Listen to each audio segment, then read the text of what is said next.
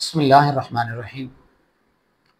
گزشتہ دن میں ملک پاکستان کے دارالحکومت اسلام آباد کے اندر جامع مسجد مدنی کو گرانے کا ایک دل خراش واقعہ پیش آیا۔ پہلی بات تو یہ سمجھ لینی چاہیے کہ پہلے جب اس ملک کے اندر قانون حرکت میں نہیں آتا، غریب کی دکان بن جاتی ہے، اس کا سارا سرمایہ اس دکان پر لگ جاتا ہے، پھر قانون حرکت میں آتا ہے اور اسے قانون کو یاد آتا ہے کہ یہ ناجائز اور تجاوزات میں ہے۔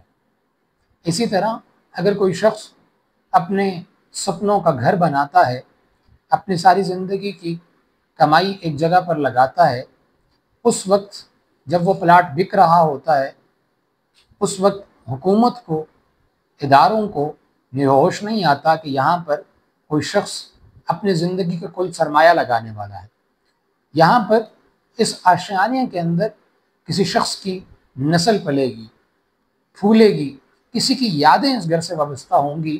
اس وقت حکومت کو یاد نہیں آتا، یا پھر ہمارے عہدیداران، ہمارے ذمہ داران، انہیں یہ بات یاد نہیں آتی، وہ اس وقت مزے لوٹتے ہیں، لسی پی کر سو جاتے ہیں، اور اس کے بعد جب اس شخص کا گھر تیار ہو جاتا ہے تو پھر حکومت بدل جاتی ہے، پھر نئی حکومت آتی ہے، وہ تبدیلی کا نعرہ لگاتی ہے اور سب سے پہلے غریب کے گھر سے شروع کرتی ہے، غریب کی دکان سے شروع کرتی ہے، غریب کے کاروبار سے شروع کرتی ہے کہ اسے گرایا جائے۔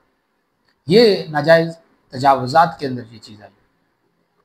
اور اسی طرح مساجد کے معاملے میں بھی یہی سلسلہ اپنایا جاتا ہے۔ جب مسجد بنتی ہے، وہاں کی NOC جاری ہوتی ہے، حکومتی ادارے کرتے ہیں، ذمہ دار ادارے کرتے ہیں، اس وقت اداروں کو اتنی ہوش نہیں ہوتی، انہیں اتنی فرصت نہیں ملتی، اتنی فراغت ان کے پاس نہیں ہوتی کہ وہ جگہ کا معائنہ کر کے اس جگہ کو دیکھ لیں کہ کیا وہ جگہ تجاوزات کے اندر آ رہی ہے، کیا وہ ناجائز جگہ تو نہیں ہے، یا کسی سے ہتھیائی ہوئی جگہ تو نہیں ہے۔ وہاں اس وقت صرف اور صرف اپنی چائے پانی کے چکر میں، اپنی دہاڑی کے چکر میں وہ اس پر سائن بھی کر دیے جاتے ہیں۔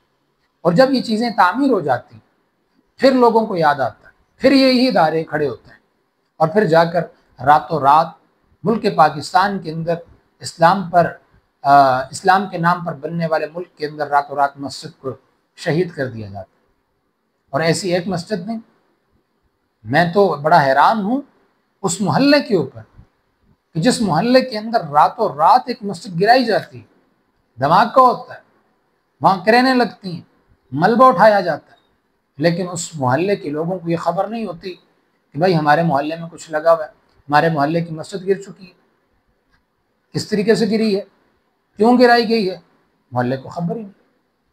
صبح امام جاتے ہیں، آگے مسجد نہیں ہوتی۔ عجیب بات۔ یہاں یہ بات یاد رکھنی چاہیے کہ جب آپ مسجد کے لیے کسی زمین کو وقف کرتے ہیں تو وہ اللہ کی ملکیت میں چلی جاتی ہے۔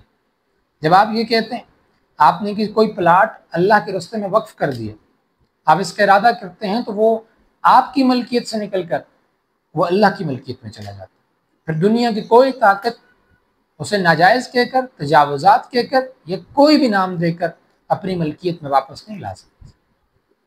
اسی وجہ سے تو ہم بابری مسجد کے لیے لڑ رہے ہیں، ہم اس کے لیے آواز بلند کر رہے ہیں۔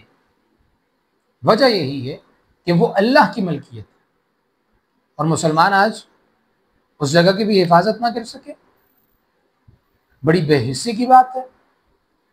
جب آپ کی مسجد گرائی جاتی ہے، آپ کے ملک کے اندر اگر مسجد محفوظ نہیں تو آپ کی بہن بیٹی کی عزت کیسے محفوظ ہو سکتی ہے؟ جس ملک کے اندر اسلام محفوظ نہیں تو اس ملک کی آزادی کیسے منائی جا سکتی ہے؟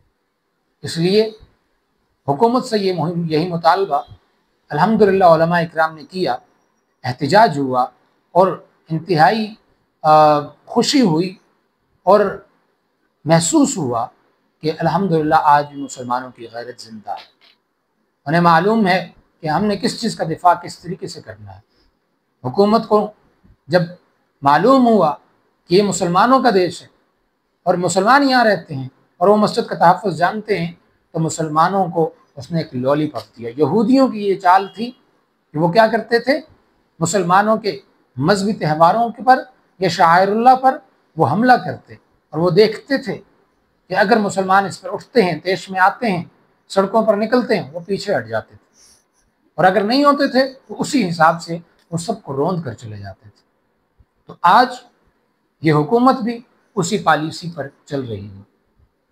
اس لیے ضروری ہے کہ آپ اپنی مسجدوں کا بھی دفاع کریں، آپ اپنے مدرسوں کا بھی دفاع کریں، آپ اپنے اسلام کا بھی دفاع کریں، اپنے ایمان کا بھی دفاع کریں۔ جزاکم اللہ۔